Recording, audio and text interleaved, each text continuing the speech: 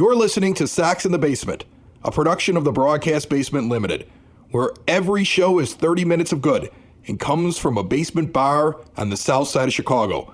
Pull up a stool, pour a cold one, and join us right now for Sox in the Basement. Heard everywhere podcasts can be found, and always at soxinthebasement.com.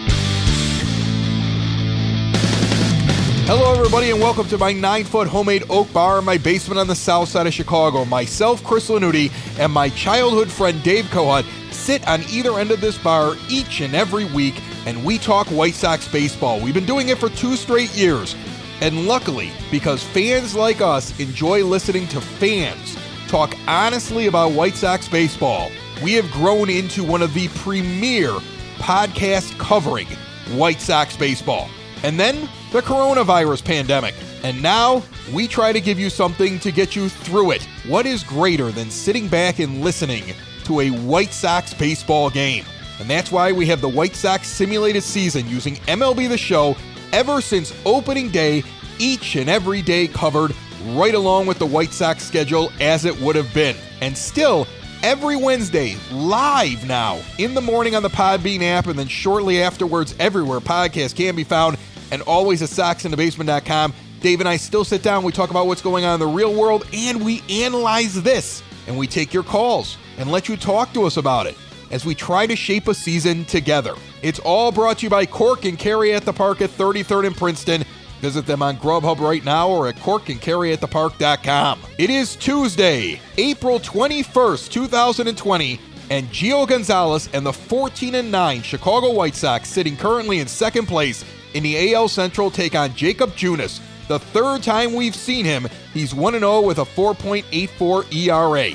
The Sox took Game 1 against the Royals in this 3-game set. Let's see if they can take Game 2. We're on our way out to the rate right now for White Sox Simulated Baseball, brought to you by Sox in the Basement, found everywhere podcasts can be found, and always at soxinthebasement.com. Let's go!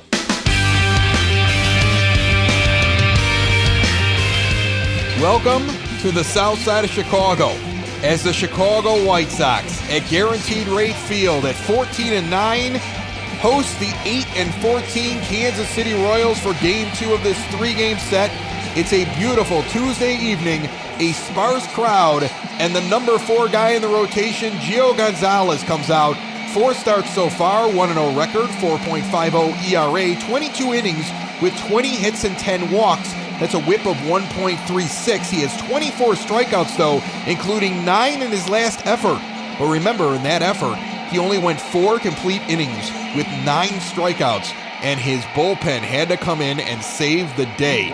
So here's looking for a more efficient game out of Gio Gonzalez. The lefty goes into the wind against Alex Gordon, and this game is underway with a 12-6 curveball that catches the upper outer portion of the plate against the lefty Gordon.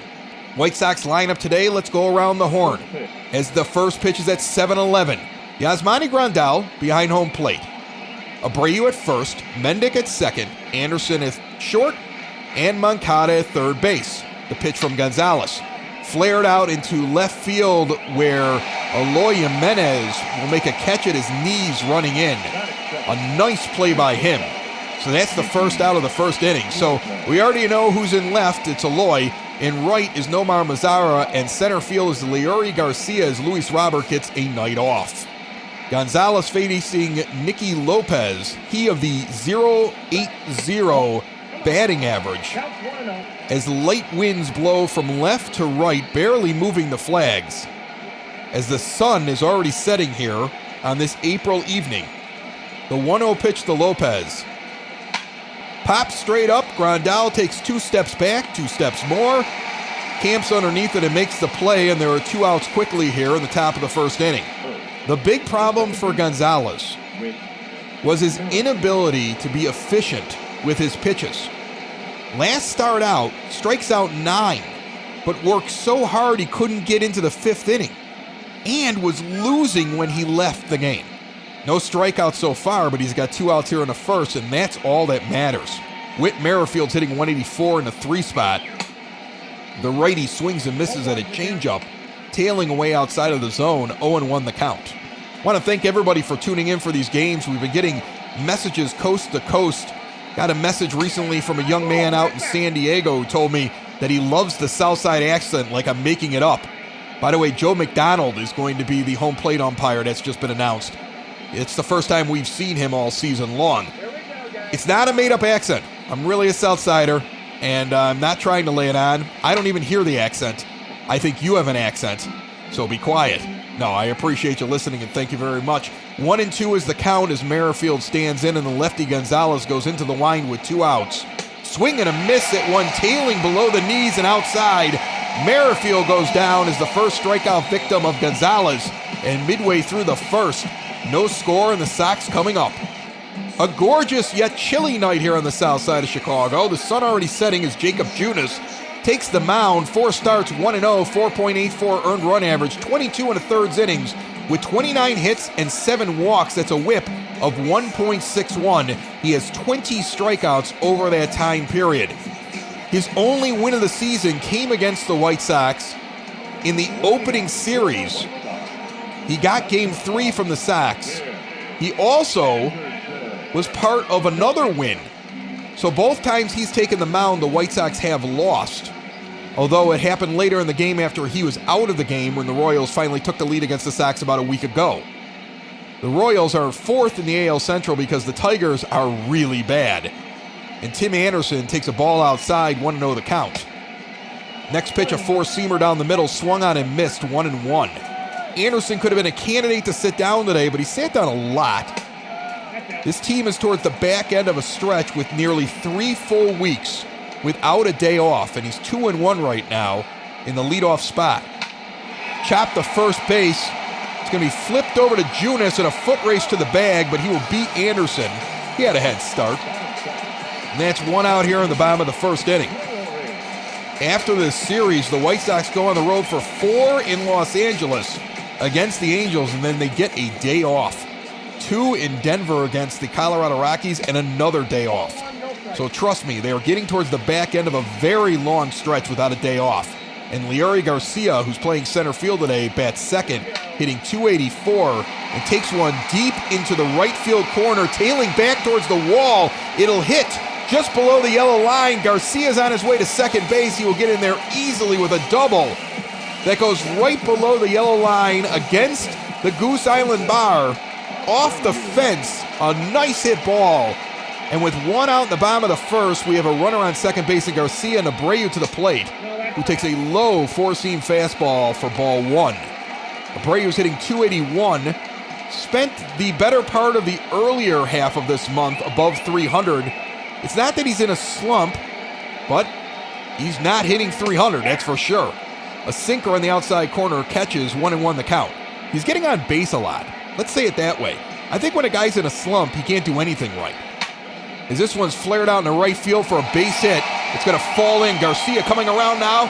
No, he's going to go back. Throw into home probably would have gotten him. So a conservative decision at the third base coach position for the first time all season. And we have first and third. That one dropped right out there, and Garcia was rounding third. He was held back. So many White Sox runners have been thrown out at the plate, even Garcia in the last week. It made sense to hold him up. So first and third now with 1 out in the bottom of the first for Moncada. Batting from the left side of the plate, he fouls this one down the first base line. As I was saying about Abreu, he's drawn a lot of walks and gotten on base, and he's had a few big hits in big situations. Gets a hit right there. So I don't say he's in a slump, even though the average has left the 300s range and is in the 280s now. 4-seamer outside, swung on and missed. Quickly, Moncada's 0-2. Moncada's hitting .316 right now for the White Sox, batting in the 4 spot. Yesterday, he went 2 for 4 with a double and a single. Junis with the delivery.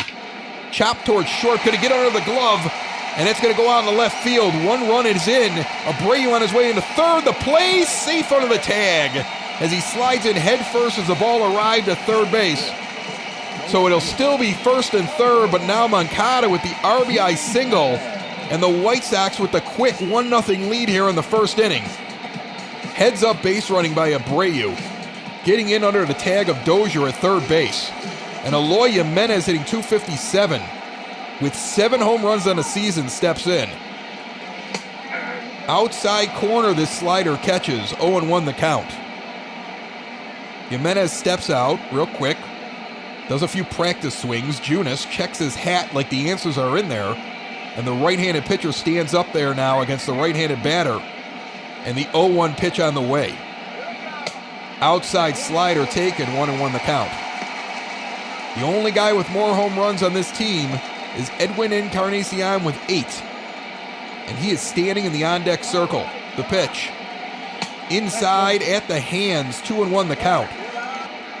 Jimenez yet to swing. Ball, strike, ball. Junis ready with pitch number 16 of this first inning, and it's on the way. Low slider, 3-1, hitter's count. With Encarnacion, who has 3 home runs in the last 3 games and knocked in all 4 RBI yesterday for the Chicago White Sox. On deck, the pitch. Low, and he walks him. The bases are loaded. Big inning brewing here for the Chicago White Sox against Jakob Junis. He's had their number early in the year, and now they're getting to see him for a 3rd time. And they're on him early here in the first inning as Encarnacion comes up. He's got a .931 OPS slugging, .597. So yeah, that average is at .250, and yeah, he leads the team in strikeouts, but he's dangerous right now. First pitch, inside corner slider, up at the waist level. 0-1 the count with 1 out in the bottom of the first, and the bases are juiced. The pitch. Swung on and missed on a 4-seam fastball inside at the knees, 0-2. He just has to get his bat on the ball and put it deep. Even if it's a flyout, a run will score. 1-0 already. Junis sets and delivers. Low and outside, 1-2 the count. Not a lot of folks in the stands right now, but they're making noise. This team is out of a rebuild and showing life early in this season, sitting in second place and chasing the Twins, who they've already taken 2 out of 3 from early in this season. Outside fastball fouled off as Encarnacion fights it off down the first base line. 1-2 the count with 1 out, the bases loaded. The pitch. Low, taken, changeup. I've seen him swing at those before. He did not. A lot of discipline there. 2-2 the count. But Encarnacion likes to go for the ones tailing away. Let's see what Junis does. Inside taken on a changeup, 3-2. He may be setting them up for that one that tails out of the zone. The Royals have seen the White Sox so many times. This is our 8th meeting already in mid-April. This one's flared out deep into left field, tailing back towards the wall. It is gone! A grand slam! Edwin Encarnacion takes it out. 3 rows back in left field, just to the right of the bullpen if you're looking at it from home plate. 374 feet out at 100.1 miles per hour, and the grand salami gives the White Sox a 5-0 lead here, and there's still only 1 out in the bottom of the first inning. Let's get him. Encarnacion tagged it. There are people still coming into the ballpark, and there's a party going on when they got here. As Yasmani Grandal comes up now, 0-1 already quickly as he fouls this one off down the third base line. Grandal has 4 home runs on the season, 13 RBI, but is hitting a paltry 194. But we have seen him be a big improvement with Dylan Cease. Cease's numbers with Grandal as opposed to McCann are night and day. He's got 2 shutouts, essentially, over 7 innings and 6 innings in his last 2 appearances with Grandal. And this is a veteran who's going to get it together. He's 1-2 now quickly as Junis, sitting on 27 pitches here with 1 out in the first, delivers. And this one's flared out into left field. Underneath it, it's going to be a can of corn for the second out of the inning. And the White Sox are up 5-0 here with 2 outs, and Nomar Mazara comes up. This White Sox simulated season brought to you by Cork and Kerry at the Park. 33rd and Princeton. The doors will open once life gets back to normal, but until then, and that was an interesting transition there, but until then, go visit corkandcarryatthepark.com or go through Grubhub. 194 Mazara's hitting. It's amazing how good this offense is. And you've got guys hitting under 200 that are everyday players, or close to it. 2-0 quickly to Mazara from Junis. That was his 30th pitch. He's still in the first inning, and he's trailing 5-0. And this is what the White Sox should be doing to a team like the Royals. It was amazing to me that through 6 games against them, we are sitting at 3-3. We win last night. We're 4-3 in the series. We're winning big early now. The count goes to 3-1 after an inside strike is taken, then an outside ball way outside is taken. Danny Mendick, the 9-hitter's on deck. Love to see everybody get up in the first inning. Then you know you're having a good game. Flared out to short, to Hopper, and flipped over to first base. The 6-3 putout, but not before.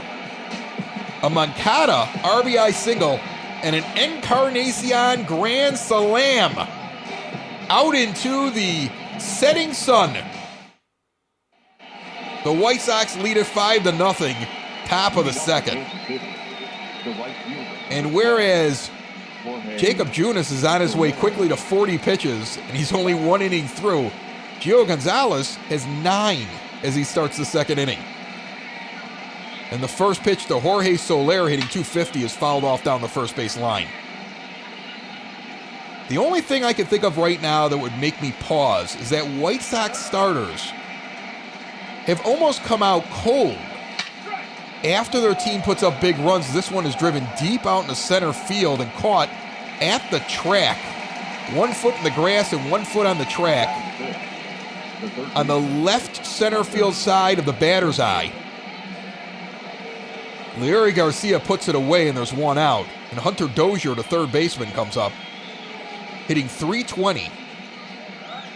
And he's hit against the White Sox, but not a lot of big hits against us. He's doing most of his damage when he's not playing us. This is his 8th game against the White Sox. And his 5th one here on the south side so far. As a high 4-seamer goes for a strike, 0-1 the count. 1 out, top of the second, Sox lead 5-0. This is a White Sox simulated game and a White Sox simulated season on Sox in the Basement. Found everywhere podcasts can be found and always at soxinthebasement.com. That pitch outside, 1-1. My name is Chris Lanuti, and I'm on my second bottle of wine. I'm trying not to drink too much during this, but every once in a while you just get on a roll. And I kept putting off this game, so if I slur, excuse me. This one's grounded into right field, scooped up by a charging Mazzara. It's going to be a single. So with 1 out, there's 1 on here in the top of the second inning. Up at the plate now, Sal Perez. Salvador took all of last year off. He's hitting .214 now. And he takes a changeup down the middle for a strike, 0-1 the count, with Dozier taking a moderate lead over at first base. Gonzalez, the lefty, against the righty Perez. Sets and delivers. Deep, back, gone. It's the only way to describe it. Sal Perez just tagged that one. That's a 2-run home run. 431 feet. Out at over 108 miles per hour. It was so big I thought it was 500. But it was really only 431 feet. Man, he just tagged it. And this goes back to what I was talking about. White Sox starters have not done well that half inning after their team scores runs. You put up 5. You want your starter to come out and shut them down, crush their spirits. But now they're like, yeah, this is a game. Because instead of it being a 5-run lead, it's a 3-run lead, and it's early. And Ryan O'Hearn, batting 7th, hitting .192, steps in, and the lefty swings and misses at an inside 4-seam fastball, 0-1 the count. Want to remind you that Sox on 35th, the world-famous blog, doing recaps, doing box scores, after every series showing the stats for the entire team. This one is taken for a strike on the outside corner, 0-2.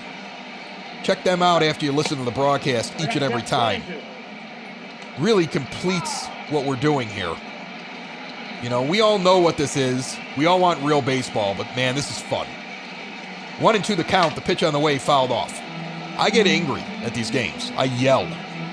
I've had different guys that are writers, beat reporters, that have told me they yell at their phone or their radio or whatever they're playing this over when something's not going right. James Fox was yelling about Dallas Keuchel about a week or so ago. He sent me a message. He's like, I didn't realize that. I forgot. I just started yelling. And we need that. We need that release. 2-2, the count is even. O'Hearn has fouled off a few of them. Pitch number 24 from Gonzalez on the game is also fouled off, with one out here in the top of the second inning. Gio's working quick. The pitch is low outside for a changeup. 3-2 the count, with Maikel Franco on deck. Gonzalez has to get after it. You got a quick out. You got a 5-run lead. Then you put a guy on and give up a bomb, and now you're 3-2. And you walk this guy, outside changeup. Gio Gonzalez has been so shaky going back to his last game. And Don Cooper's coming out to talk to him right now. They're going to have a discussion. Because, you know, your team's on fire. They have a big first inning. And you can't give the game back to the other team here. You've got them down. As my father always says, step on their necks and break their throats. You got a team down, beat them. Don't let them back up again. Don't let them gasp for air. I hope he was talking about baseball. Otherwise, Dan's a sick puppy. Maikel Franco's up, the pitch on the way. Swung on and missed on a high outside fastball. 0-1 the count with the runner on first base. You know, when you got an early lead like this, you don't bring in the bullpen early. So Gonzalez has to figure it out or we're going to be in a softball game. Low and outside, two-seam fastball, 1-1. There's a couple of boos now coming out in the crowd. And I get it. Fans are like, what the heck? We had a great first inning. You were pitching fine in the top of the first. What happened, Gio? The pitch on the way. Inside, catches the inside corner on a four-seam fastball, 1-2. He's getting ready for pitch number 30 now, so all that efficiency is out the window in this inning. And he's got to decide if he's going to pull it back together or if it's going to be another short outing. And eventually, when Michael Kopech comes up, am I going to be the guy in the bullpen? Outside fastball taken, 2-2. Because I'm going to tell you something right now. Whereas in the first 2 weeks, you would say, oh, Gonzalez is going to be part of this rotation for the long haul. Cease and Lopez have been much better overall. And they're also hotter in the last 2 weeks than Gonzalez has been. 2-2 the count after that one's fouled off. The pitch on the way. Low in the dirt. Does not get far enough behind Grandal for the runner to advance, so he holds at first base. 3-2. The count goes full with Brett Phillips on deck. And the right-hander Franco, hitting .293, awaits the pitch. He chops this one to third base. Moncada over to second, across from Mendick to first. Scooped by Abreu on a nice play. 5-4-3, and they bail Gonzalez out, who had nothing in the second inning. Midway through the second, Sox lead 5-2. Danny Mendick, part of that double play, now steps up to the plate hitting .233. He's had the average as high as in the 270s just about a week ago. He officially won that second base job away from Leury Garcia, who had defensive troubles, and we haven't seen anything from Mendick. First pitch taken for a ball, next one on the way from Junis. Low, changeup, rolls to the backstop, 2-0. And he gets on base at a pretty good clip. He's gotten hits in the right spots, but .233 is .233, and Nick Madrigal is supposedly the future. Although they are splitting time right now at second base as the rookie gets acclimated. 3-0 count to Mendick. The pitch from Junis just gets the strike zone at the knees, 3-1. The Yankees getting beat up in Detroit. Every once in a while, anything can happen in baseball, I guess. 10-2. Minnesota losing 4-1 against Seattle here in the second inning, as this one's fouled off and the count goes full. The Asterix are up 1-0 on Tampa Bay. Boo.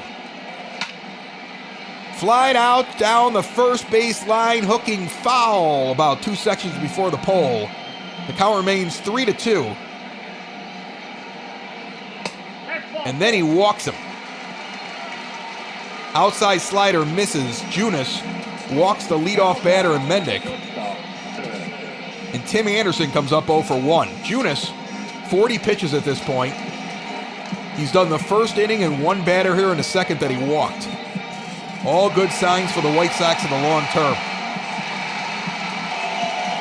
TA stands in. Mendick with a lead, the pitch on the way. Outside slider taken for a ball, 1-0, as the sky turns purple as the sun sets here on the south side of Chicago in April. The pitch again. Hits the outside corner on a four-seam fastball, 1-1 the count. Milwaukee beating Pittsburgh in Pittsburgh, 9-5. They are in the fifth inning. Swung on and sent into left field, a line drive. Runner will advance to second base. First and second on a base hit from TA. And the Sox have 2 out already here in the second now with no out. They were all over Junis in the first inning, getting 5 runs. He's no better right now as Leury Garcia comes up 1 for 1. You got to get on this guy as much as you possibly can, because your starting pitcher doesn't look too hot. He's just not as bad. This one's fouled off down the third base line. There's an 0-1 count. The lefty, Garcia, as the righty Junis delivers. In the dirt, it's going to roll.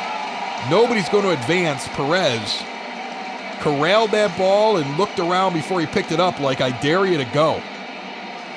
Nice lead by Mendick at second base. The pitch. Low sinker, 2-1 the count. At this point, if you're a White Sox hitter, you're selective.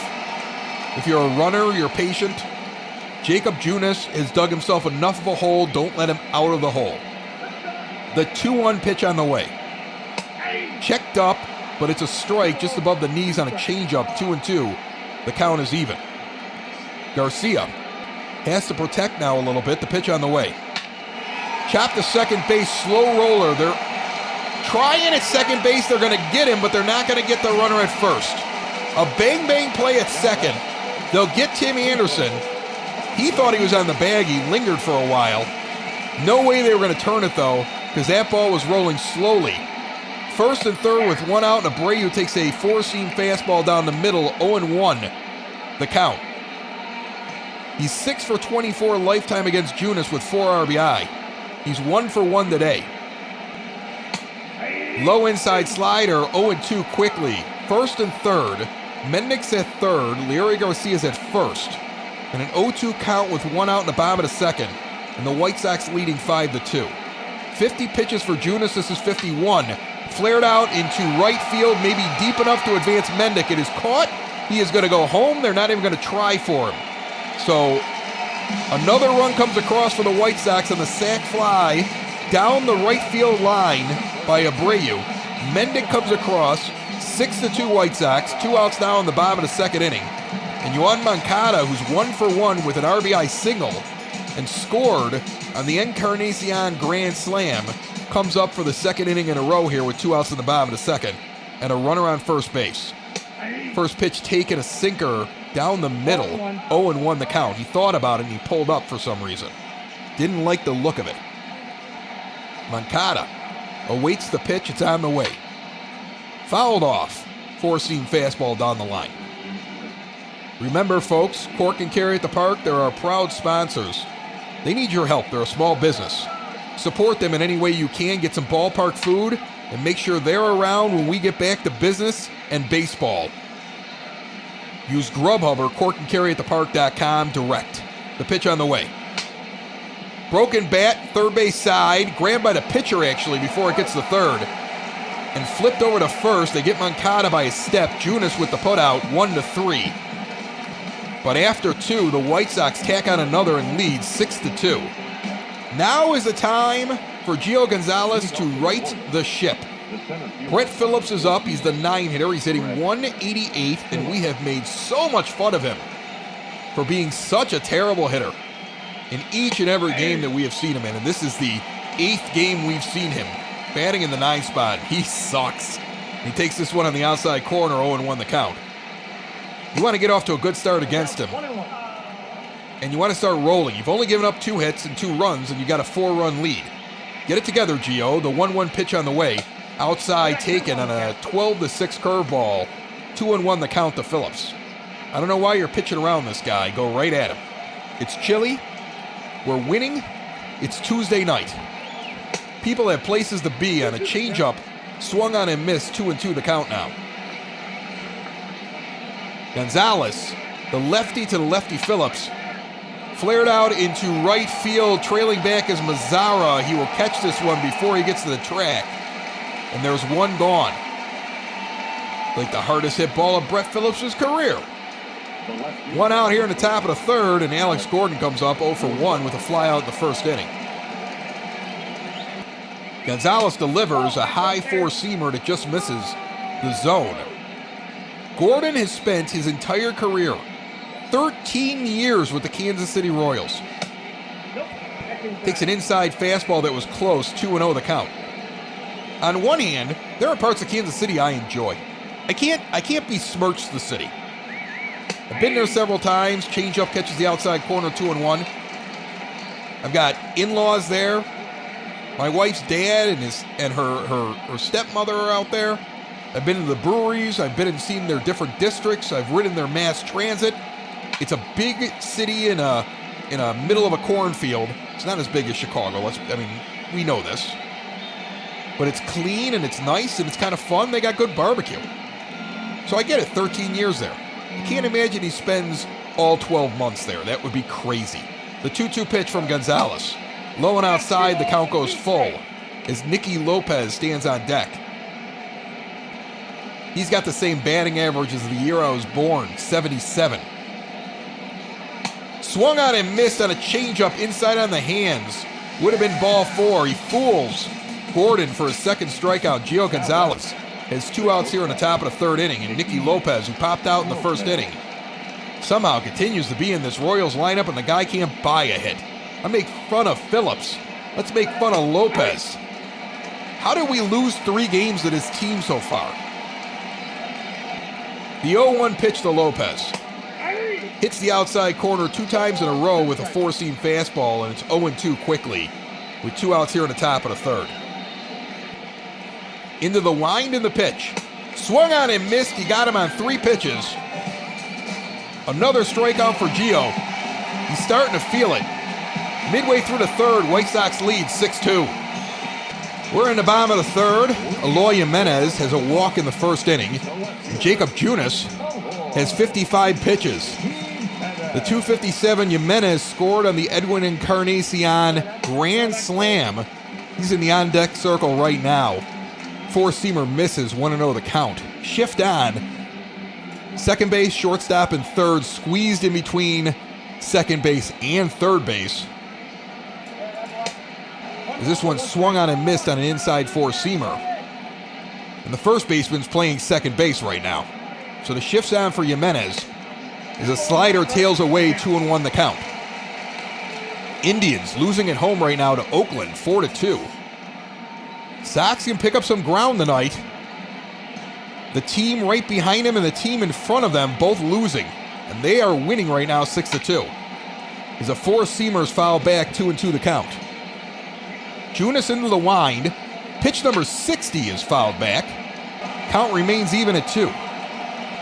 Minnesota trying to come back. They're now trailing 4-3 in the third. Inside 4-seamer.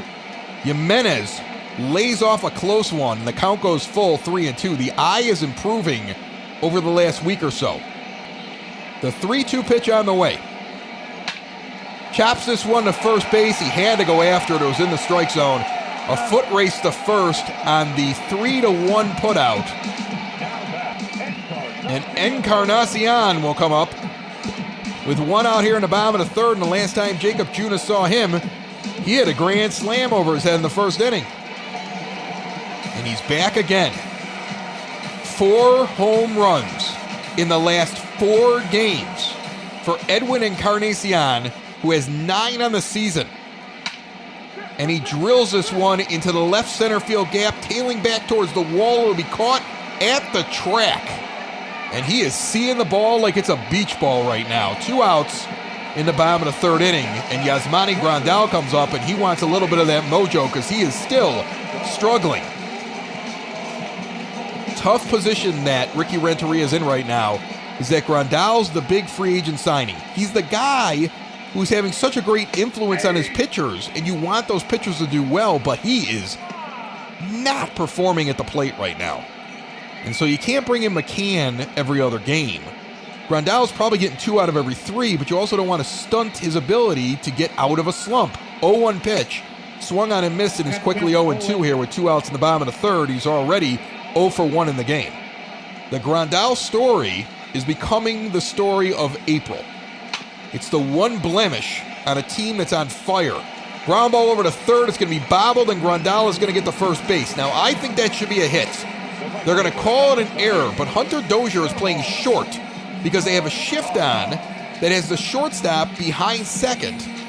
Mondesi's behind second, and then they have the second baseman out in right field. So that ball was hit to third, and Dozier has to run over and cover 2 positions, and it goes off his glove, and they're going to call that an error. That should be a hit. Runners on, first base, 2 outs, bottom of the third. Nomar Mazara's 0-for-1, and he immediately hits the first one to second base. Nomar Mazara has never seen a first pitch he didn't like. Somebody has to teach that boy to be more selective. Ground out. And they do the fielder's choice. 4-6. Grandal out at second.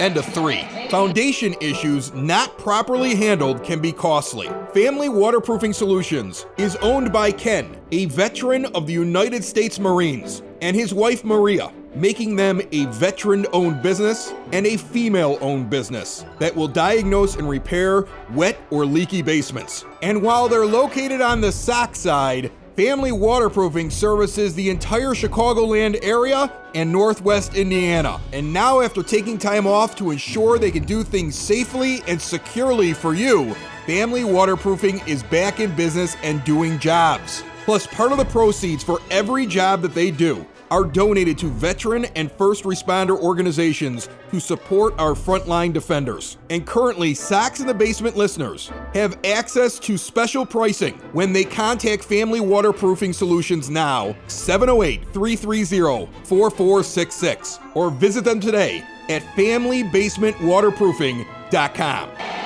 6-2 White Sox, top of the 4th inning. Whit Merrifield's 0-for-1 with a strikeout in the first. Gio Gonzalez, the lefty against the righty Merrifield, delivers his 49th pitch of the game, and the first pitch is flared out into deep right field. Mazara will catch it about 2 feet in front of the track for a fly out. 1 pitch, 1 out here in the top of the 4th inning. Folks, you just heard about Family Waterproofing Solutions. I've met Ken several times. Good dude. U.S. Marine, you go in there, there's ribbons, there's patches. The guy's not only a Marine, but he's served. And he's a straight shooter. He was an essential business from the get-go, but he shut down for a while because he said, first, I want to take care of my people. 1-0 now to Jorge Soler, the second pitch on the way. Swung on and missed, 1-1. I want to take care of my people, and I want to make sure that when I go back to work, it's on my terms. I want to make sure my guys are safe. I want to make sure my customers are safe. And he's put an entire system into place. Look, you get your estimates, video feed. You know, they do the work. It's safe, it's clean, it's protected. He's got a whole thing to lay out for you. Go visit Family Waterproofing. Give them a call. You heard the information there at the end of that last inning. Before the 4th inning started here, 3-1 now to Soler, and an inside pitch is taken for a ball. And he's going to walk down to first base with 1 out here in the top of the 4th. Check them out. They give a portion of the proceeds to first responders and veterans organizations. And they're doing things the right way right now. He was telling me, there are other guys in his business, in his field, they never shut down. They were like, oh, we're essential. They put nothing in place. Ken's doing it. And trust me, I've got a lot of different podcasts across a lot of different formats on the Broadcast Basement On Demand Radio Network. I don't let advertisers on that are full of it because it looks bad on me. I trust them. Okay, so give them a call. 0-2 quickly to Hunter Dozier, who's 1-for-1 in this game. There's a runner on first base in Soler with 1 out in the top of the 4th. Gio Gonzalez sits on 56 pitches, and the lefty delivering to the right-handed hitting Dozier. And the pitch is on the way. In the dirt, it gets away. Grandal has to run for it, so the runner advances 90 feet. Soler into second on a wild pitch from Gonzalez, who gets staked to a 5-0 lead. After he does really well, 9 pitches in the top of the 1st. His team gets him 5 runs. He immediately gives back 2. His team gets him another run, and he's out here right now, and it's the Keystone Cops. It's very up and down today with Gio Gonzalez. And what you're looking for is 5 to 6 innings and the lead when you turn it over to your bullpen, which has been incredible. Although you really wanted to give them a rest with this big lead. This one's flared in the right field. The throw's going to come in quickly. Abreu cuts it off in between first and second and holds Soler at third base. So it's going to be a single with the runner only advancing from second to third on a heads-up play by Mazara, getting it into Abreu. Soler did not even want to chance it, and Sal Perez, who has a 2-run home run in his first at-bat today, takes a ball low, 1-0 the count with 1 out in the top of the fourth, and runners at first and third, with the Royals trailing the White Sox by 4, 6-2 Sox. The pitch on the way from Gonzalez. Popped back, out of play, 1-1. Gio gets in the swing and a changeup tailing away outside, 1-2 the count.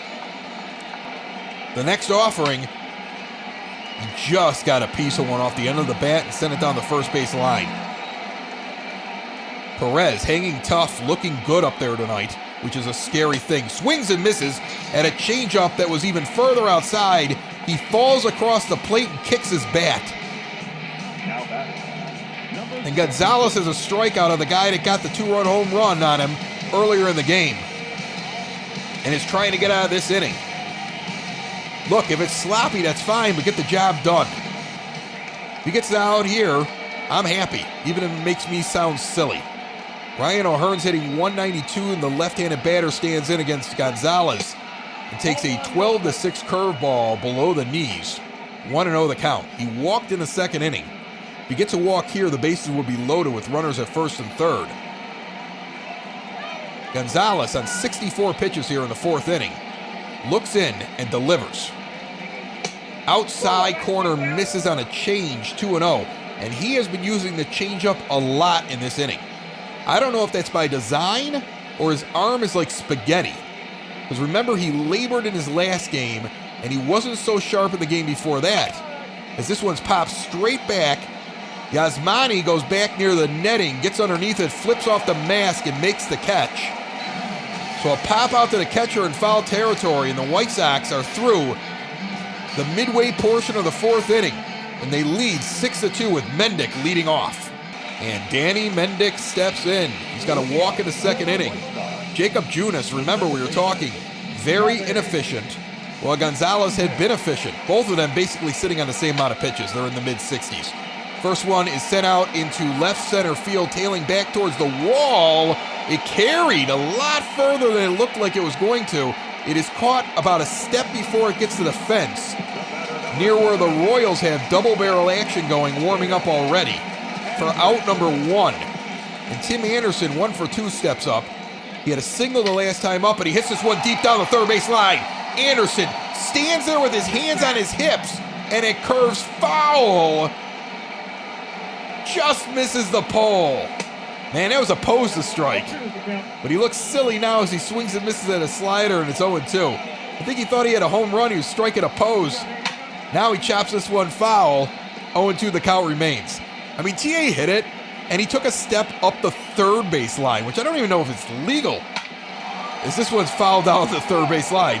And then he puts his hands on his hips while holding the bat in his right hand and stared at it. Like the bravado, as this one now is fouled down the first base line on the ground. Count remains 0-2, and then it curved foul on him. Next pitch inside, taken for a ball, 1-2. I mean, it'd have been really cool if it would have gone out. It would have been a moment. But instead, it's kind of funny. Low and inside, 2-2. You can laugh at it, though, because the White Sox are leading 6-2 here. If you're losing, you're kind of annoyed by it. Chopped up the middle, might get through, scooped up at short and sent over. They're going to get him by a hair. 2 outs here in the bottom of the fourth inning now on the 6-3 putout. And Leury Garcia with a double and a run scored, hitting .290 on the season.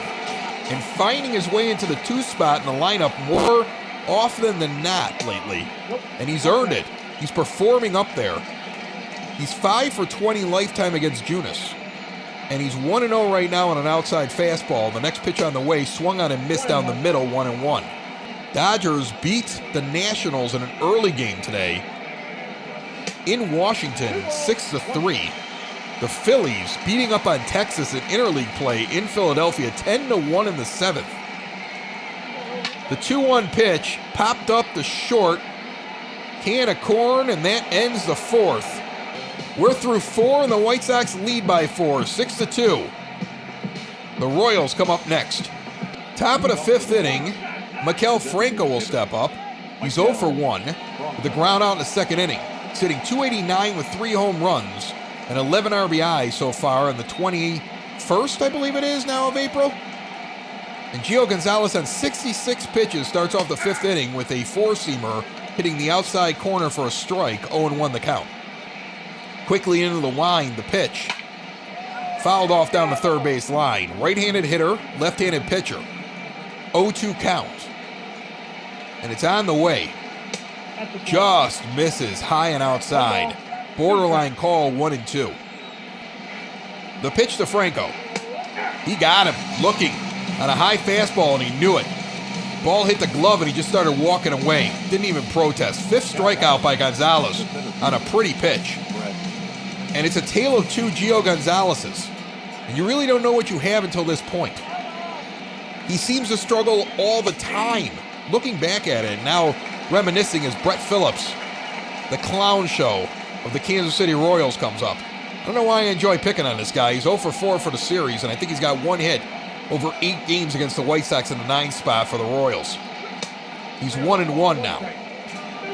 Gio Gonzalez has not done well essentially in the 2nd and 3rd innings of almost every game he's pitched so far, as this one swung on and missed 1-2. What happens in the 5th and the 6th tells the tale. He either gets stronger, even in the 4th inning, he gets stronger in the 4th, stronger in the 5th, stronger in the 6th, or he just drops off and dies like he did last game. Full count now, as for some strange reason Gonzalez is pitching around Phillips. With 1 out here in the top of the 5th and a 4-run lead. The lefty delivers. Swung on and chopped up the middle. It goes off of Gonzalez's leg, and Phillips gets a base hit. Well, it's pretty bad when that guy's getting on base. Got a runner on first now with 1 out. He's even surprised he got a hit. Skips right off of the pitcher's leg. If it doesn't, it's going to easily be a 4-3 putout, as Mendick had the line to make the play, and things got adjusted. Alex Gordon steps in 0 for 2 with a runner on first and 1 out here in the top of the 5th. Takes a ball high. 1-0 the count. He struck out and he flied out so far. The lefty hitting Gordon, 13 years with the Royals against the lefty Gonzalez, the pitch. Inside 4-seamer, 1-1 the count. Gonzalez checks the runner, the pitch on the way. Foul back. 1-2 the count. Remember, Sox on 35th. The world-famous blog is recapping the Sox in the Basement broadcast each and every day. So listen, and then read the recap. Check out the box scores. Everything fits together. This is a true simulation. 2-2 now to Gordon. Gonzalez checks the runner, the pitch. Flared out in the left field. It's going to get down. No! Great play by Tim Anderson. I spoke too soon. Running backwards, he dives into left field and catches it over his shoulder, sliding across the grass into left. An acrobatic play I thought was over his head. He adjusted, dives backwards, catches that ball exactly the way you would not teach a little leaguer, like backhanded with the glove twisted the wrong way. I don't know how he gets it. I don't know if he could do it again. There's 2 outs here in the top of the 5th, and Nicky Lopez is 0 for 2. They won't even show his batting average, even at a road stadium.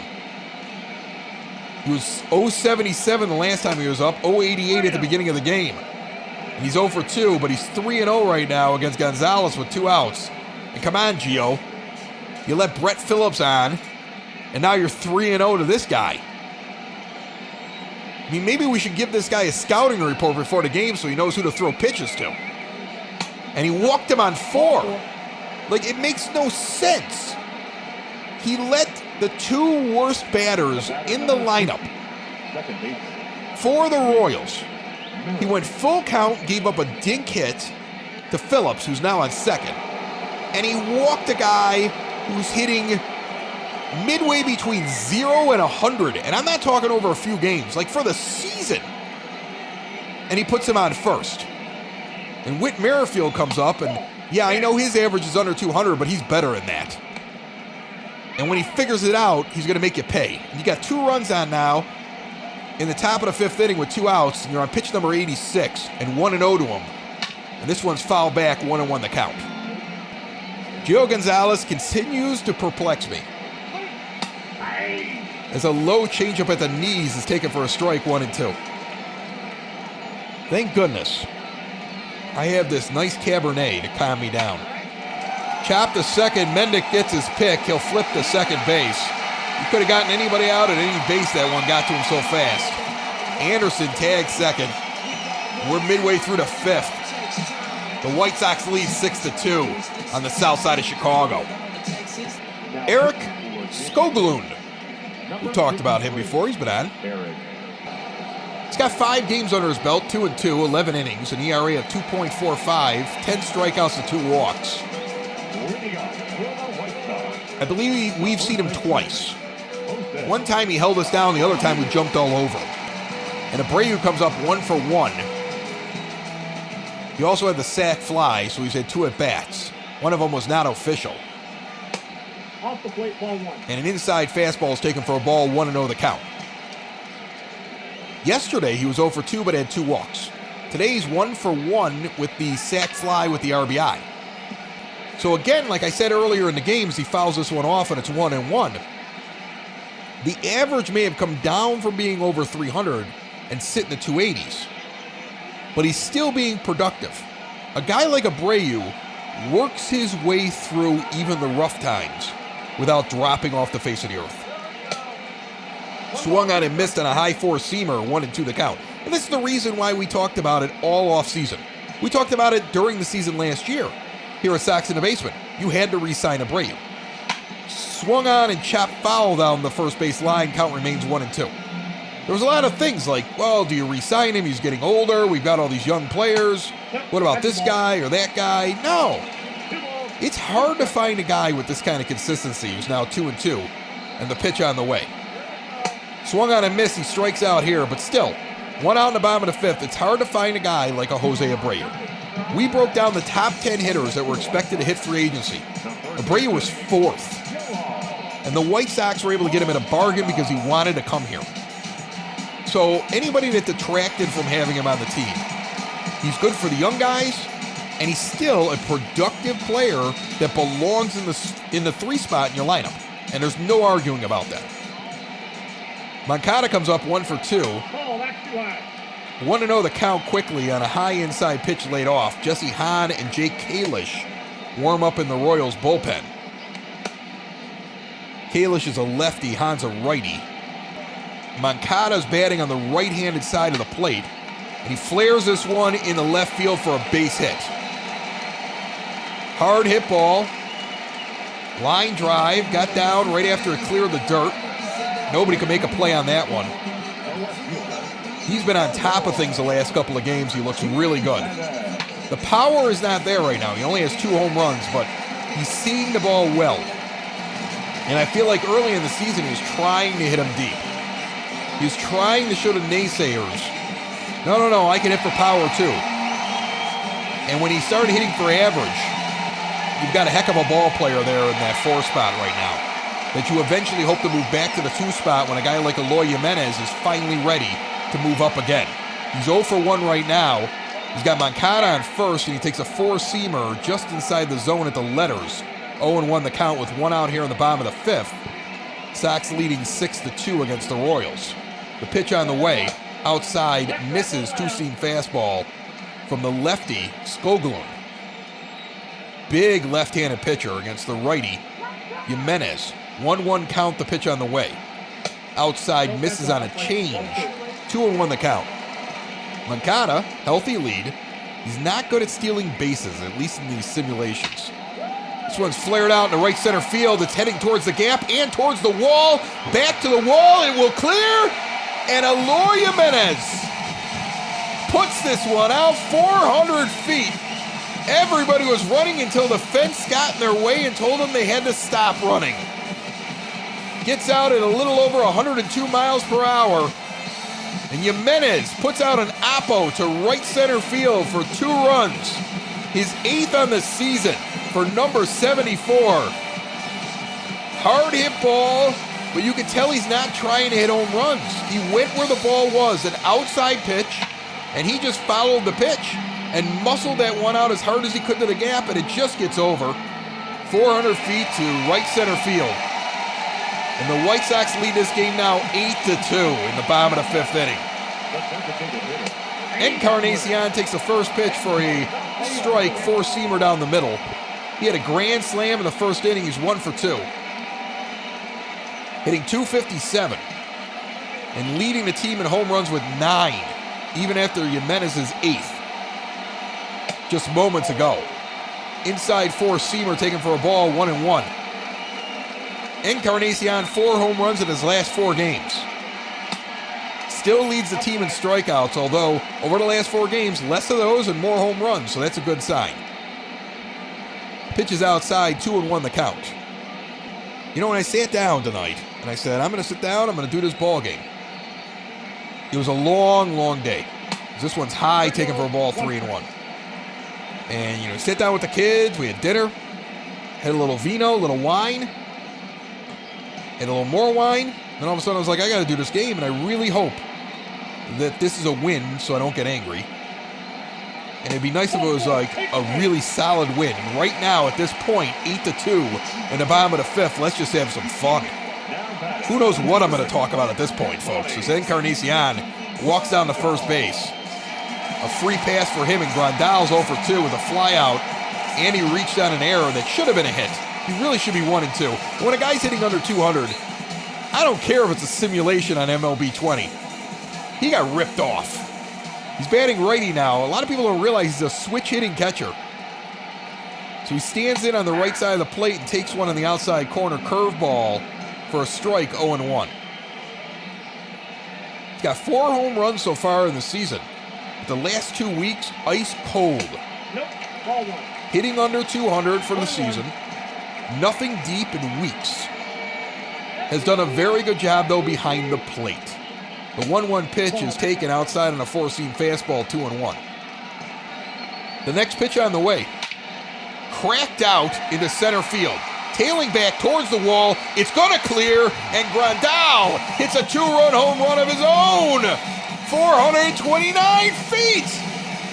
That one got out quick. 108.5 miles per hour, and Yasmani Grandal finally gets that 5th home run. The White Sox are rolling. It's always in those games. It's like a Tuesday night game.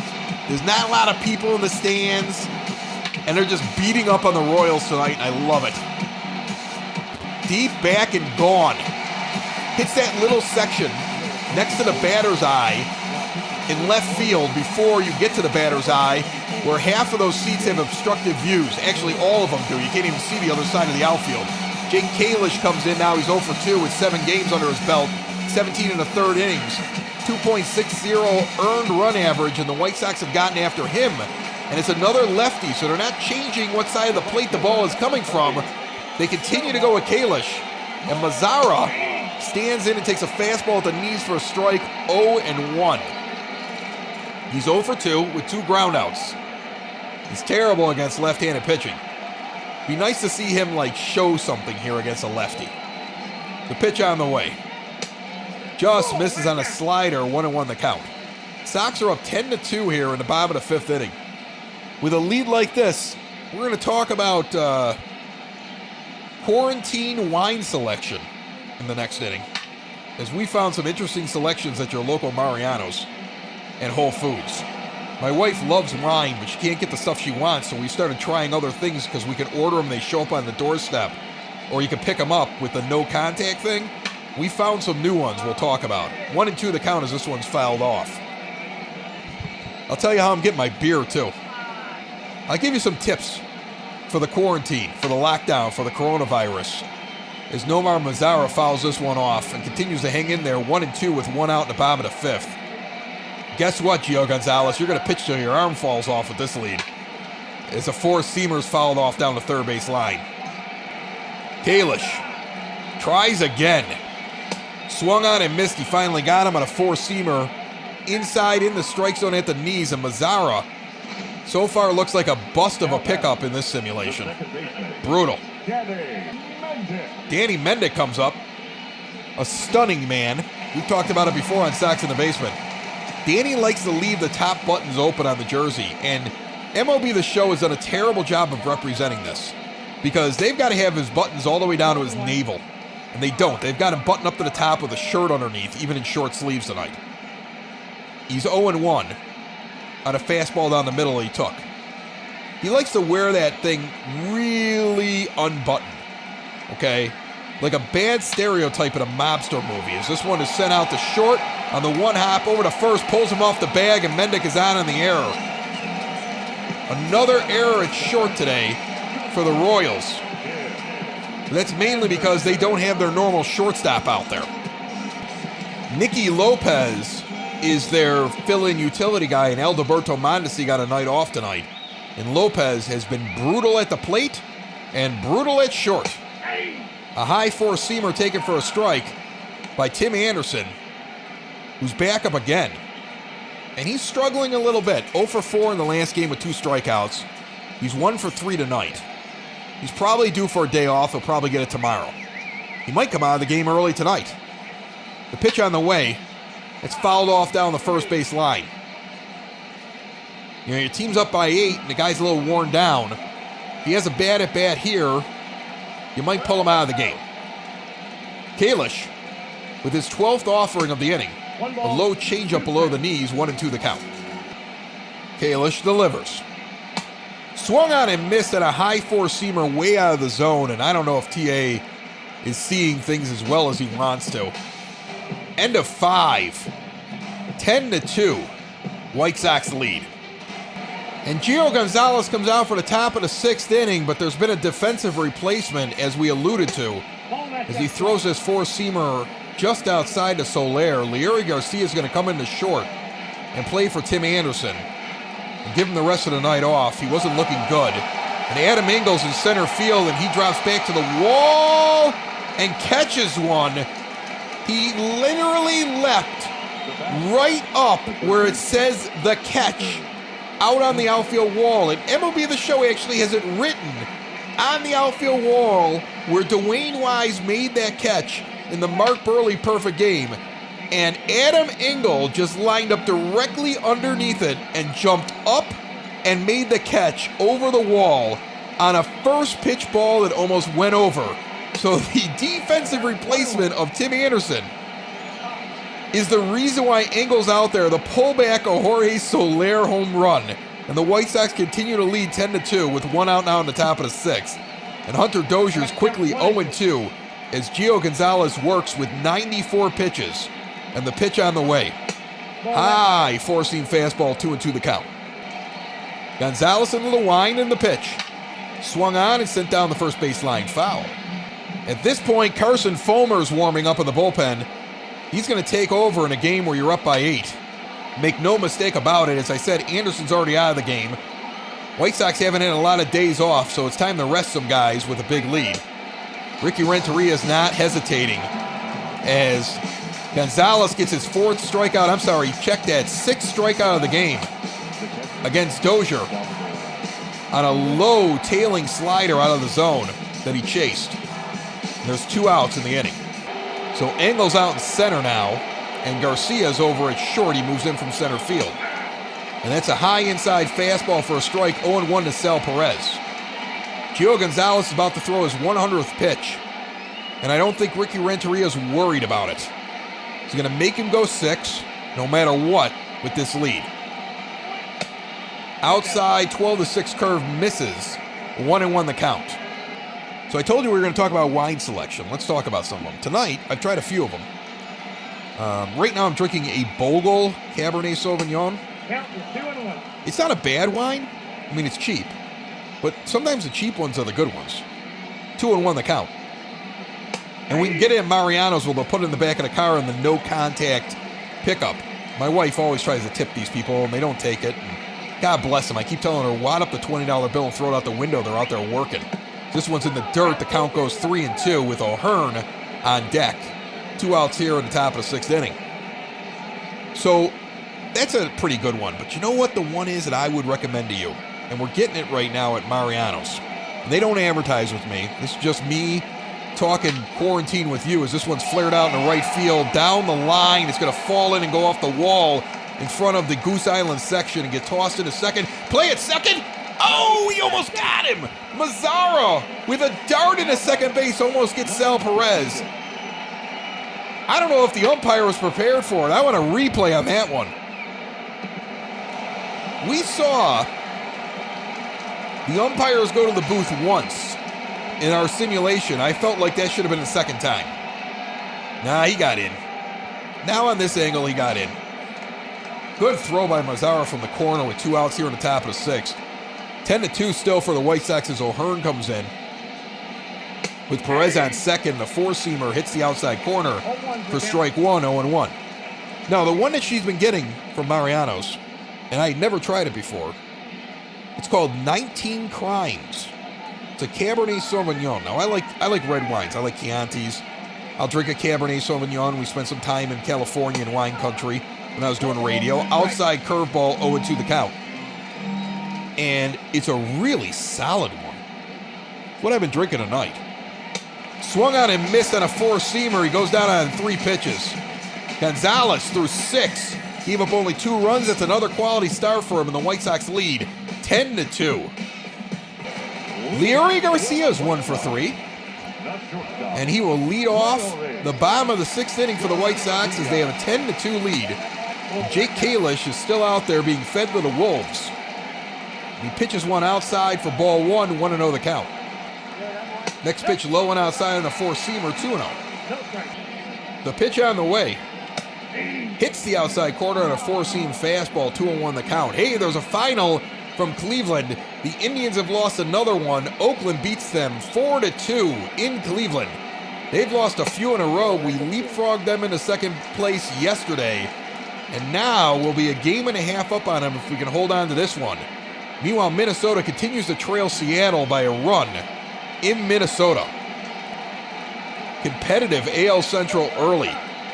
The 3-1 pitch, taken for a strike at the knees on a 4-seamer. The count goes full. Next pitch on the way, outside 4-seam fastball, and Garcia takes his base. So Leury's on, walks down the first, and Abreu comes up with no outs in the bottom of the 6th. He's 1 for 2 with a single. He's got an RBI and a run scored. So let's get back to this wine thing. Let's talk about this a little bit. Because this is the thing that's happening now. Inside 4-seamer taken for a ball, 1-0. It's hard to find the things that you liked unless you want to go stand in line with the unwashed masses. And I say that tongue-in-cheek, but really, some people are essential workers. This one's grounded to short, flipped to second, and over to first for the 6-4-3 putout, and there's 2 outs here in the 6th inning. Some people are essential workers. If I were an essential worker, and I was one for a while, I was a 911 dispatcher. If I was already being exposed to people, I'd be walking in. I'd still be wearing a mask, even though the mask is more for other people and not for me. It doesn't really protect me unless I have one of those N95 things. So if you're wearing a mask, you're doing it for other people. And if you're not wearing one, those people notice. That's all I'm saying. But I would go in and I would go into a liquor store. But since I'm at home and I don't have to go, and my wife doesn't have to go, then our job is to not go anywhere. And we're taking that seriously. Like, it's not fair to the people that are nurses and doctors and 911 dispatchers and police officers and firemen if we're out. So we're not out. As this one's flying out to center field, so I'm going to finish my thoughts as we go into the 7th inning. After 6, the White Sox lead 10-2. And Carson Fulmer's coming in for mop-up duty on the south side.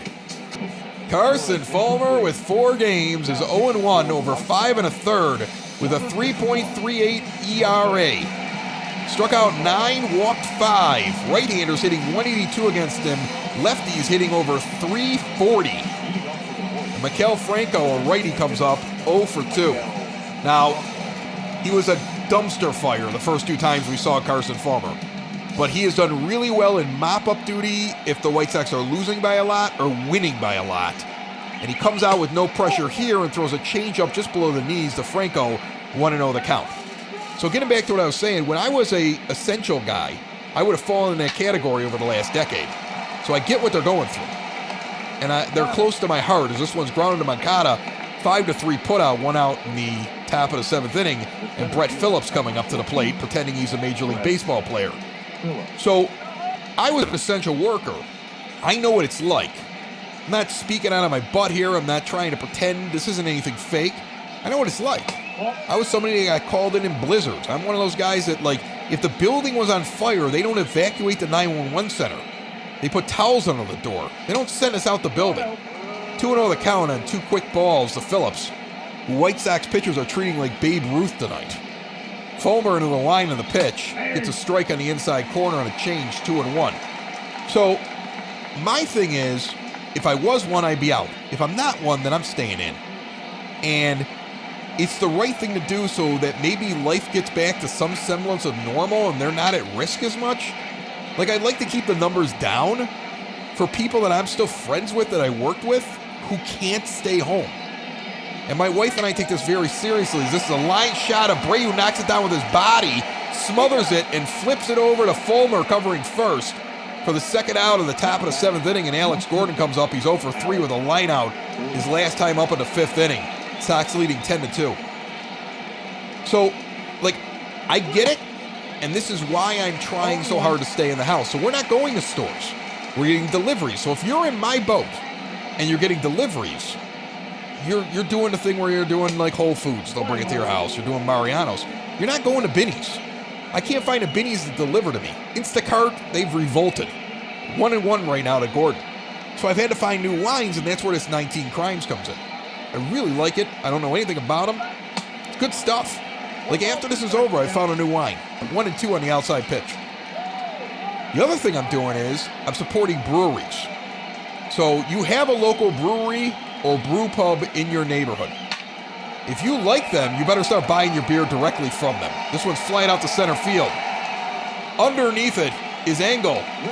Quickly, the White Sox are through to the middle of the 7th inning now. Eloy Jimenez will lead it off at the bottom of the 7th. They're getting ready to sing. Sox lead 10-2. Eloy Jimenez is 1 for 2 with a 2-run bomb in the 5th. This guy's warming up in the KC bullpen, but what does it matter? White Sox lead by 8, 10-2. Here in the bottom of the 7th inning, and a slider misses below the knees. So we're talking a little bit about how we're getting our booze. Let's talk about it, okay? And a shout out really quickly to the guys who are probably the 3 princes of drinking when it comes to White Sox baseball, and that is Chirizi E, Beef Loaf, and My Sox Summer from the 108. Inside pitch, 2-0. Had a conversation with My Sox Summer just recently. I was like, man, I want to find a way to involve you in this because I love the 108. I love what they do. But back to the game. 2-0 count. Bottom of the 7th. Kalish is still in. Jimenez takes one that just hits the outside corner. 2-1 the count. So beer-wise, I'm going to breweries. And you have to do that because if you don't, they're going to go out of business. Low slider below the knees, 3-1. I read something where 5% of breweries have already said they're going out of business. They just didn't have enough backup. They're done. But by the end of this summer, you could have another 10% on top of that closing. Count goes full, 3-2. And that's not a good thing if you like beer. Slider outside, Jimenez offers at it and misses. He's down with a strikeout, 1 out here in the bottom of the 7th. So what I'm doing is I'm trying to support local breweries. And right now I have 2 of them that I'm hitting, and I'm thinking I'm going to go to some other ones. I got to drive out to those. But the closest ones to me is Open Outcry in Beverly. Now, I love Open Outcry. I love John Brand. Guy's a businessman. Okay? He had like a bunny showing up at people's houses the week of Easter, and he was placing eggs out on the lawns for kids, and he was putting beer cans with beer in them for the adults. You could sign up for it online. Like, he's pivoted and figured this whole thing out. He's doing a great job. 0-1 to Encarnacion, who's 1 for 2, as Kalish pitches his 30th pitch. Here's a relief pitcher that's like, why am I still out here with 1 out in the bottom of the 7th? That's a ball, 1-1 to count.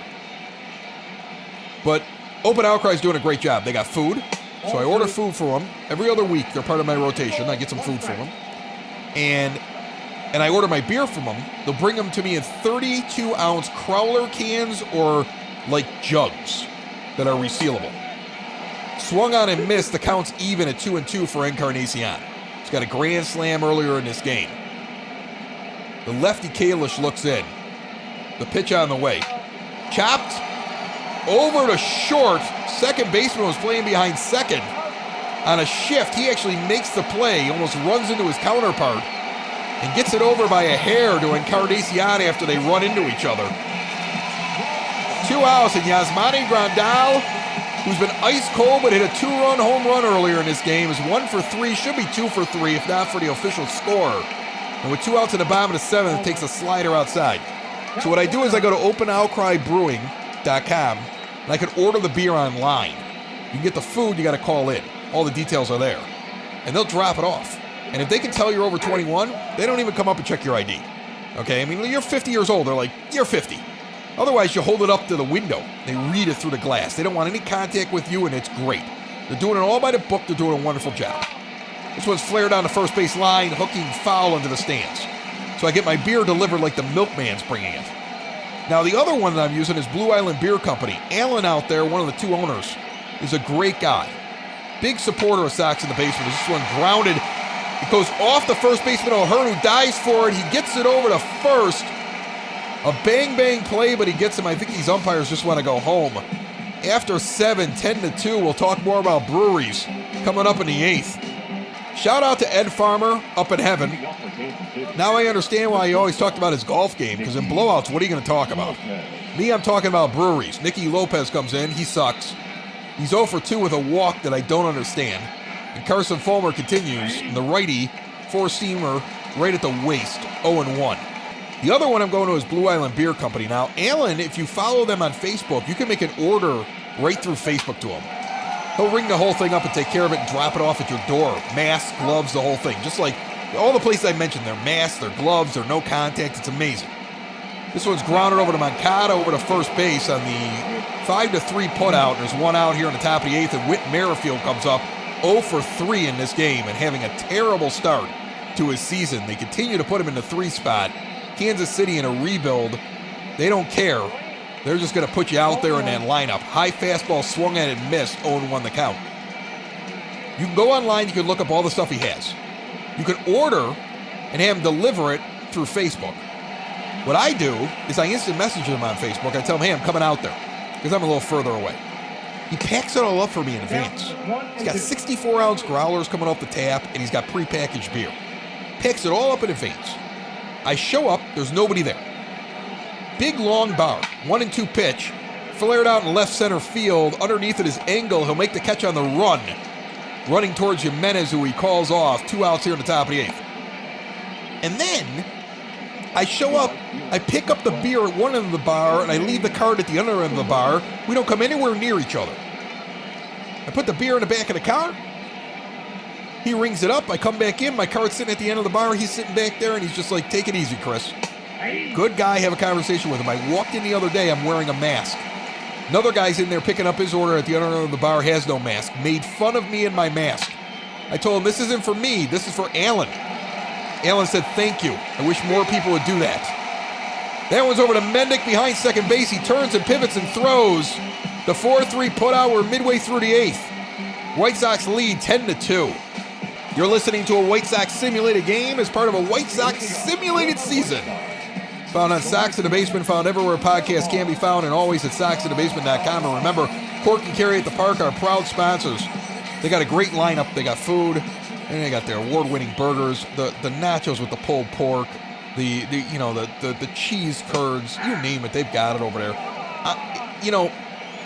I already know the result of the game, but if I were you, once a week, probably on the weekend, but I don't know, whatever day you want to do it is, Mazzara swings and misses at the first pitch. He's 0 for 3, and now it's 1-1.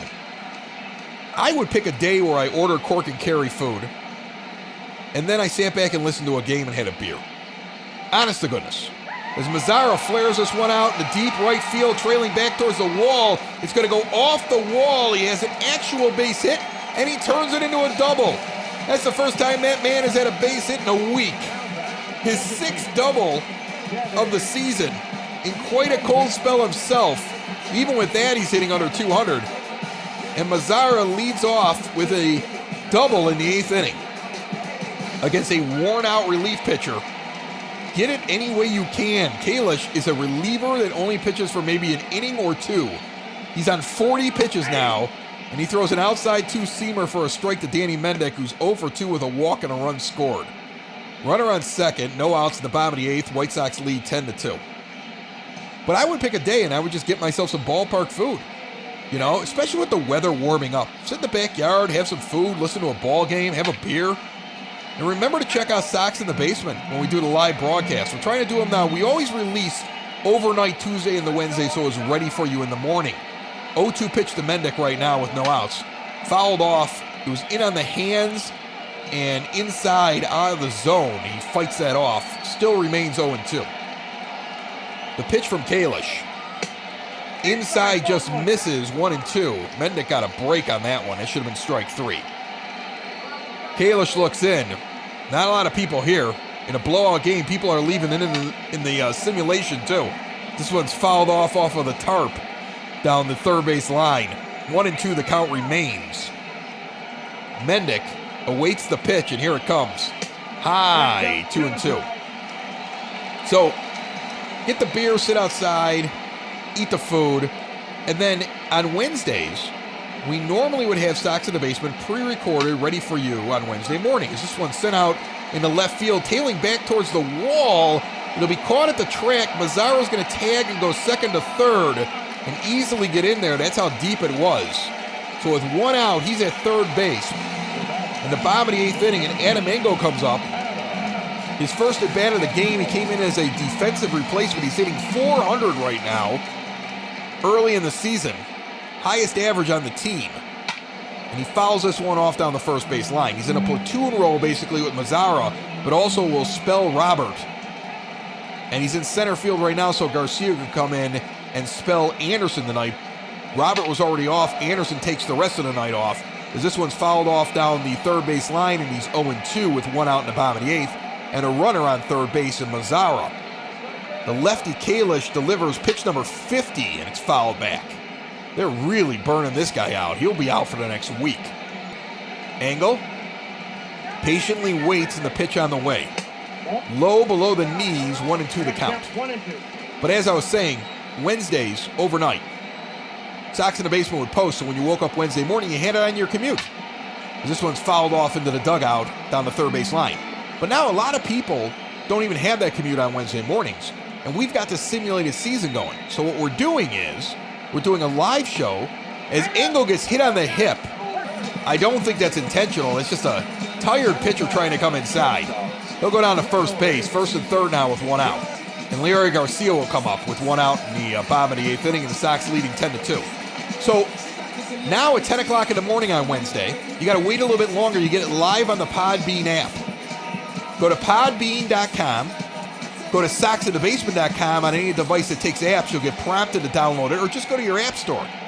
Once you have it, you're going to get notifications when we're live, but also, you know, we're always up at 10 a.m. on Wednesdays. This one's flared down the first base line. It's going to fall in. Mazara's going to score. Engel advances to second as he waited to see if it was going to fall in. Garcia's got another hit on the game. Sox are first and third and now lead 11-2 here in the bottom of the 8th inning with one out. Nice hit by Garcia. Little duck snort down the line on the first base side. And Abreu steps in, 1 for 3, and they continue to let Jake Kalish take the brunt of the White Sox, saving their bullpen for tomorrow. Inside slider, that's a ball with runners on first and second, and one out in the bottom of the 8th. So what happens is, if you're on the Podbean app, you can listen to the show. It's live. We do at least a half hour. Sometimes we go late if people are calling in. Yeah, you can call in right through the app. You want to have headphones. Like, you want to have something where, you know, you do that plug-in in your device where you got the little headphones, the earbuds where you can talk into them. The app requires that so it sounds better. They used to not require it. They're requiring it now. But you jump in, you can talk to us. It's just like a phone-in, like a live radio show. This one's jetted up the middle for a base hit. Runner's going to come around an angle, and he's going to score. Abreu's got a single and another RBI. 12-2 White Sox. Slaughter rule at this point if you're in Little League. But we got to continue to play because it's the majors. Yoan Moncada's going to come up now with one out in the bottom of the 8th inning. The Royals don't care what the score is. Oh, no, they do. In comes Scott Barlow, who's been their closer. He actually was their closer early on in the season, but he's 1 for 4 in save opportunities over 6 games with a 1-1 record and an 8.44 earned run average. And his manager has decided to give him mop-up work. So Barlow, who has his 1 save against the White Sox in a game where we almost came back and beat him, seems to have lost the closer role, and it's apparent here on the south side of Chicago tonight on a Tuesday, while his team is losing 12-2 with 1 out in the bottom of the 8th inning. And Moncada's 1-0. So here's the thing. You get on the Podbean app, you listen, you can call in. There's also a chat room you can type into us. We'll read your comments. We talk about the lineup. We talk about what's going on in the simulated season. We talk about promotions, demotions, what we're doing as we manage and simulate the season. You get an impact on what's going on to what you're listening to. This one's out in the left field. It's going to be a base hit. All runners are going to hold. The bases will be loaded. The White Sox are not done scoring runs tonight. They're honest to goodness, one of the best offenses in baseball in this simulation. And now Eloy Jimenez comes up 1 for 3 with the bases juiced and 1 out. Sox already have 1 across in this inning and 12 across for the game. They're winning 12-2 in a blowout. So get the Podbean app. This is what I'm telling you to do. It's completely free. It's a free account. You don't have to remember much at all. Save the password. You never have to worry about it again. Make it the easiest password you ever thought of. Do 1, 2, 3, 4. There's no credit card information. There's no nothing. Get yourself signed up in the thing. Subscribe to Sox in the Basement. Get notifications. Listen to us live. Participate with the live show. And you get to be a part of this live season because you're going to help us as we craft the season. And I think the season's going to go for a long time as Jimenez is 1-2. Tony Clark, the representative for MLBPA, the Players Association, as this one is sent out into left center field gap, tailing back towards the wall, to the wall, looks up, it is gone! Eloy Jimenez with his 2nd jack of the night, his 9th of the season, tying himself with Encarnacion at the top of the team, hits one 380 feet, and he has his own grand slam. 2 grand slams tonight on a Tuesday. And this is why you go to White Sox baseball on a Tuesday in April. You might get to see something like this. It's 16-2. A blowout of the Royals tonight. Oh, doctor. Everything going the White Sox way. The wind was dead tonight. It's probably the first time the White Sox have not dealt with wind swirling or blowing in, and they are killing it as Encarnacion swings at the first pitch and lofts it out to center for the 2nd out of the inning. They are killing it tonight. Just brutalizing the Royals. It is safe to say that they now lead this series 5-3 and will go for the sweep tomorrow. As the pitch to Grandal is a slider taken for a strike, 0-1. He's got a home run today. He's 1 for 4 with a 2-run bomb. Tony Clark of the MLBPA talking earlier today saying, no, we're not negotiating anymore. We're not going to give you a discount or anything. This one's grounded on the first base line. The shift does not work for the Royals as Grandal is on. It stays fair and there's nobody covering third. He's going to be on with a single on a slow hit ball down the third base line. So a cheap hit against the shift. Grandal is on and Nomar Mazara comes up. I believe he led off this inning and scored. He's 1-0 and they still have poor Scott Barlow out there. Man, oh man. Meanwhile, Carson Fulmer, he's getting ready for the 9th. You won't see anybody else tonight. We'll conclude this game as soon as the White Sox are done killing the Royals. Stop it. He's already dead. It's like they're on the side of the road and you just keep curb stomping them like Seth Rollins in WWE. 1-2 now on a swinging miss on the outside corner. Mazzaro's 1 for 4. 2 outs in the bottom of the 8th in the pitch, and it's all over. Swung on and missed on the outside corner. Barlow and the Royals can go back and hide their dugout. It'll all be over soon as we go to the top of the 9th with the White Sox up by 14, 16-2 here in Chicago. It's April 21st, and I think we have the blowout of the season, unless something crazy happens. Hunter Dozier comes up with his team down by 14, and Carson Fulmer's 3 outs away from ending this game. And a 4-seamer just misses for ball 1. So yeah, Tony Clark, MLBPA, the owners want to go back to baseball, but they're saying no fans, so they want to renegotiate. And Clark's like, no, we already negotiated. We're not playing unless you pay us full salary. Now, this could be a negotiation tactic because, remember, there's a CBA to be negotiated next year. Might as well get it all the way now. You avoid the PR disaster of a work stoppage if you can hold people up right now.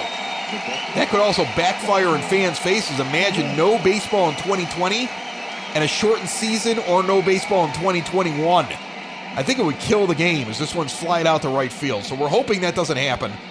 As somebody that was once a union negotiator in a government job, I understand that you say a lot of things and you posture because you know you're going to meet in the middle eventually. So hopefully there will still be baseball in 2020, but bad news coming out today from the Players Association. Swung on and missed by Perez with 1 out here in the 9th, 0-1 the count. Fulmer still on the mound, and his second offering on the way. Inside changeup, 1-1. You know, for the first time in a long time, the players have the advantage over the owners, I think. I think players realize the owners want to get back, and players know they're getting at least some money this year with that negotiation tactic that they took earlier in April. And there's no other sports, and ownership knows the time is ripe right now because the NFL is going to have time to figure this out.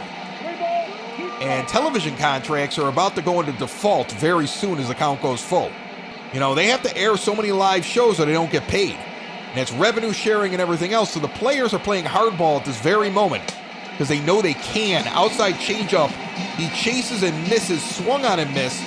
2 outs here in the top of the 9th, and Ryan O'Hearn comes up, and we are finally to the last batter in this game. But it's been a fun one as the White Sox lead 16-2. Here on the south side of Chicago, fans have stuck around, but about half of them are in the ballpark than were in here earlier. Unfortunately, the Twins have come back in their game and currently lead against the Mariners. It really stinks because you felt like you were going to catch up to them a little bit, but man, they're unstoppable right now. As this one is flared out into left field, back towards the wall, angle underneath it, and this ball game's over. The White Sox win it 16-2. Very simple game pitching-wise. Gio Gonzalez threw 6. Carson Fulmer needs only 30 pitches to get through the last 3 innings. The White Sox hit 2 grand slams and a total of 4 home runs in this game. Was it 4? 5. Maybe it was 5? I'm going to have to look it up. Wow, it was a lot. Let's count them off. We had Encarnacion with the home run. Jimenez had 2. Grandal had 1. And 4. I'm going to go with 4. Sox on 35th will know for sure. They're going to post everything afterwards. Make sure you check them out for the post-game recap. If you want to read more about this White Sox shellacking they put on the Royals, they go for the sweep tomorrow before the road trip starts out west with the Angels and the Rockies. Eloy Jimenez 2 for 4 with 2 home runs and 6 RBIs, including a grand salami. And who would have thought after Encarnacion hits the grand slam at the beginning of the game in the first inning, he'd be a footnote. He was 1 for 4 with that grand slam. Grandal 2 for 5 with a home run of his own and 2 RBI. And Leury Garcia 2 for 4 with a double, an RBI, and 2 runs scored. Gio Gonzalez 6 innings, 5 hits, 7 strikeouts, 3 walks, 2 earned runs. And Fulmer gets a 3-inning save. Yeah, since he pitched 3 innings, even though it was a blowout, the rules say he gets a save. So Carson Fulmer goes 3 innings with 1 strikeout, no hits, no walks, no earned run, and gets a save in a 16-2 game. Baseball stats are funny. We'll be back for the sweep tomorrow. We will be. Thank you for listening to this White Sox simulated game as part of a simulated season brought to you by Cork and Carry at the Park. Check them out at corkandcarryatthepark.com. Make sure you check out Family Waterproofing Solutions. Make sure you check out Sox on 35th for the recap. And remember, Sox in the Basement comes to you with every game, every day. Subscribe. And remember to get that Podbean app for the live show on Wednesday. If you missed the live show, it is available on our feed everywhere podcasts can be found and always at soxinthebasement.com. My name is Chris Lanuti. You have a great night. Stay safe. Put the mask on, for crying out loud. Get a cool one. Get one of those things that like bikers wear with the skull on it. It's not for you, it's for them. Hopefully we'll get through this thing soon. I want real baseball back. But until then, we're here for you. We will see you tomorrow on the South Side as the White Sox go for the sweep. Sox in the basement. Bye-bye, everybody. Sox in the basement. Sox in the basement. Sox in the basement. Sox in the Basement. Heard everywhere podcasts can be found, and always on soxinthebasement.com.